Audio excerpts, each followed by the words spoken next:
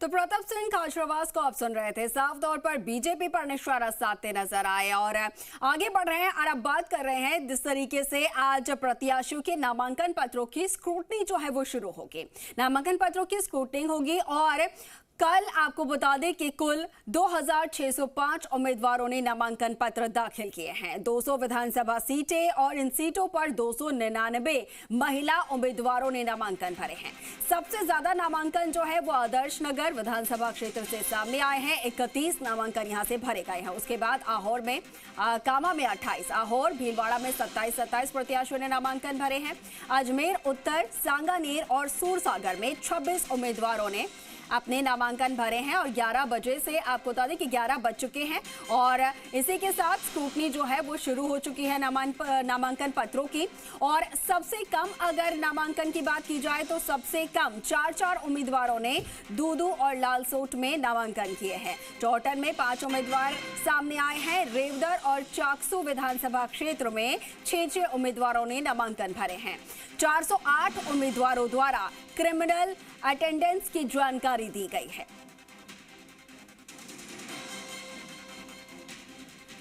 और सहयोगी दीपक गोयल हमारे साथ लाइव जुड़ गए हैं। सीधा उनका रुख कर रहे हैं। दीपक, कल नामांकन की प्रक्रिया पूरी हुई और अब यहां पर जो नामांकन पत्र दाखिल किए गए हैं उनकी स्क्रूटनी शुरू हो चुकी है। किस तरीके से पूरा प्रोसेस रहने वाला है? कब तक स्क्रूटनी होगी नामांकन पत्रों की? देखिए, राजस्थान विधानसभा चुनाव के रण में 2605 कैंडिडेटों ने अपने इस चुनावी मैदान में अपनी ताल ठोकी है और 7 दिन तक जो कह सकते हैं कल सबसे ज़्यादा राजस्थान में 1543 नामांकन हैं, वो चुनावी मैदान में जो कैंडिडेट है उन्होंने ताल ठोकी है।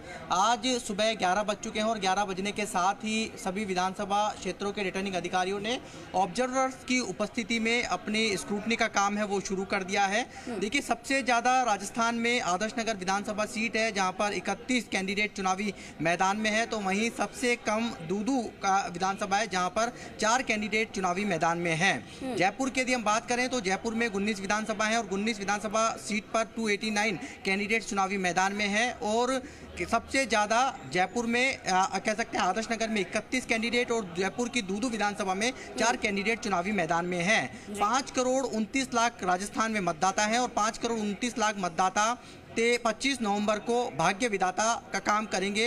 हालांकि आज स्क्रूटनी के बाद ये तस्वीर साफ हो जाएगी कि कितने कैंडिडेट जिन्होंने चुनावी मैदान में ताल ठोकी थी उनके नॉमिनेशन कैंसिल हुए हैं और 2 दिन तक मान मनोबल का दौर चलेगा और 9 तारीख दोपहर 3 बजे तक जो कह सकते हैं कि यदि पार्टियां बागियों को मनाने में सफल होती है तो उनके समीकरण नहीं बिगड़ेंगे। लेकिन इतना जरूर है कि मान मनोबल में कितने कैंडिडेट अपना नामांकन वापस लेते हैं ये तस्वीर भी बड़ी रोचक होगी। ये देखिए, रिटर्निंग अधिकारी झोटवाड़ा का कक्ष है जहां कह सकते हैं 11 बज गए हैं और 11 बजने के साथ में स्क्रूटनी का जो काम है वो यहां शुरू किया जा रहा है। हालांकि कल देर रात तक अधिकारी हैं वो अपने अपने कक्षों में रहे, प्री स्क्रूटनी है वो शुरू हो गई थी। इसके साथ में यदि हम बात करेंगे मालवीय नगर में जयपुर की बात करें या हवा महल की बात करें तो हवा महल में भी स्क्रूटनी का काम है वो शुरू हो चुका है।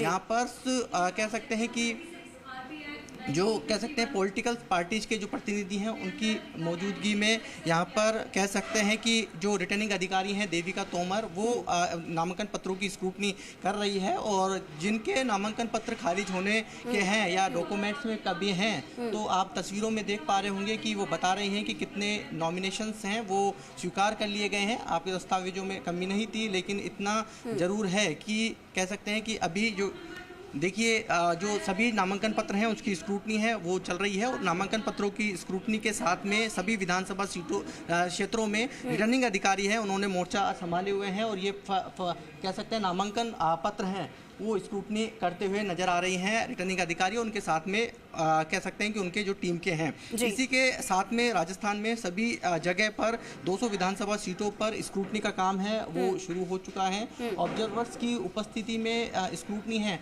वो चल रही है और हम बातचीत भी कर लेंगे। मैम, स्क्रूटनी शुरू हो गई है?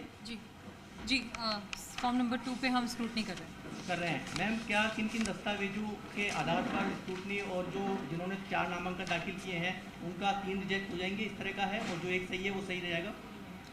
नहीं, नामांकन यदि एक कैंडिडेट ने 3 एक कैंडिडेट 4 नामांकन भर सकते हैं अधिकतम। अगर उन्होंने 1 से अधिक भरा है तो हर एक फॉर्म को स्क्रूटनी किया जाएगा। कोई भी फॉर्म अगर और सभी साथ में ही रिजेक्ट होंगे या साथ में ही एक्सेप्ट होंगे। और किसी ने पार्टी के सिंबल जिसको नहीं मिला और पार्टी से भर दिया, उसका नामांकन खारिज हो जाएगा यदि एक ही भरता है तो? वो रिकग्नाइज पार्टी के लिए सिंबल नहीं मिला है तो रिजेक्ट होगा। अनरिकग्नाइज पार्टी के लिए यदि उन्होंने 10 प्रपोजल्स किए हैं तो उनका इंडिपेंडेंट माना जाएगा, यदि बाकी सभी दस्तावेज पुर हैं। शुक्रिया। ये रिटर्निंग अधिकारी हैं जो प्रोसेस बता रही थी कि किस तरीके से दस्तावेजों की पूर्ति यदि जिनमें है तो उनके नामांकन हैं वो यहाँ पर स्वीकार कर लिए जाएंगे, और जिनके दस्तावेजों में पूर्ति नहीं है या उन्होंने किसी पार्टी से अपना नामांकन दाखिल कर दिया है और उनके पास सिंबल नहीं पहुँचा है तो ऐसे कैंडिडेट्स के नामांकन है वो खारिज कर दिए जाएंगे। हम विद्याधर नगर विधानसभा सीट की भी तस्वीर आपको दिखा देते हैं कि स्क्रूटनी जो चल रही है उसका दौर लगातार जारी है। जो कैंडिडेट हैं उनके प्रतिनिधि भी इसमें मौजूद हैं, और ये तस्वीरें आप देखेंगे तो अभी विद्याधर नगर की हम तस्वीर दिखाते हैं। यहाँ पर भी कैंडिडेट्स चुनावी मैदान में अपनी ताल ठोके हुए हैं। स्क्रूटनी का काम है वो यहाँ पर शुरू हो चुका है और यहाँ पर स्क्रूटनी की जा रही है। सर, स्क्रूटनी शुरू हो गई है और किस किस चीज़ों का ध्यान रखा जा रहा है सर स्क्रूटनी में? जी बिल्कुल, स्क्रूटनी का समय 11 बजे का रखा गया था। 11 बजे शार्प हमने स्क्रूटनी शुरू कर दी है।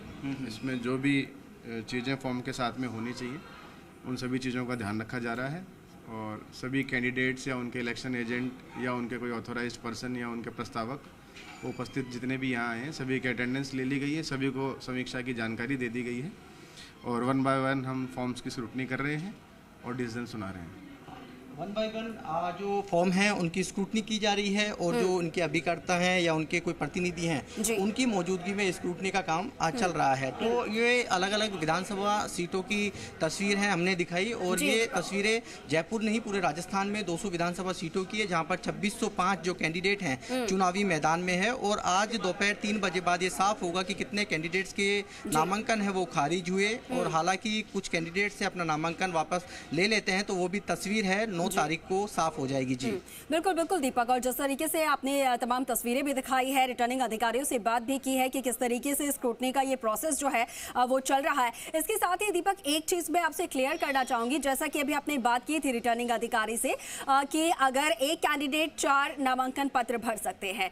4 नामांकन पत्र जो है जहां तक मैं समझती हूँ इसीलिए भरे जाते हैं ताकि अगर किसी 1 या 2 फॉर्म में गलती अगर हो जाती है तो और जो फॉर्म जो कि ठीक तरीके से भरा गया है पूरी तरीके से उसमें जानकारी है तो ऐसे में वो नामांकन पत्र जो है वो एक्सेप्ट कर लिया जाए। लेकिन जैसा कि अधिकारी की तरफ से कहा गया कि या तो एक साथ चारों एक्सेप्ट होंगे या फिर चारों ही एक साथ रिजेक्ट कर दी जाएंगी। इसको लेकर जरा क्लियर कीजिए।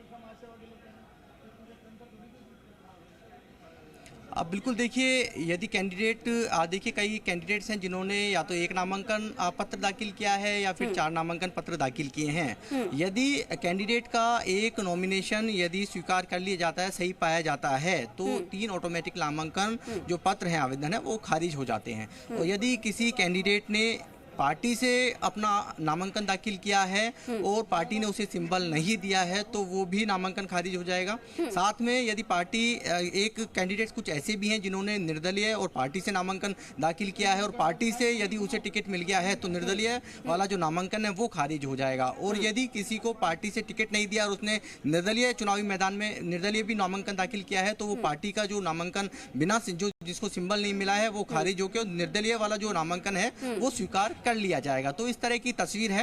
हालांकि देखिए सबसे बड़ी बात यह है कि यदि 2018 के फ्लैशबैक में जाएं तो 2018 में जयपुर की किशनपोल ऐसी विधानसभा थी जहां पर 31 कैंडिडेटों ने नामांकन पत्र दाखिल किए थे।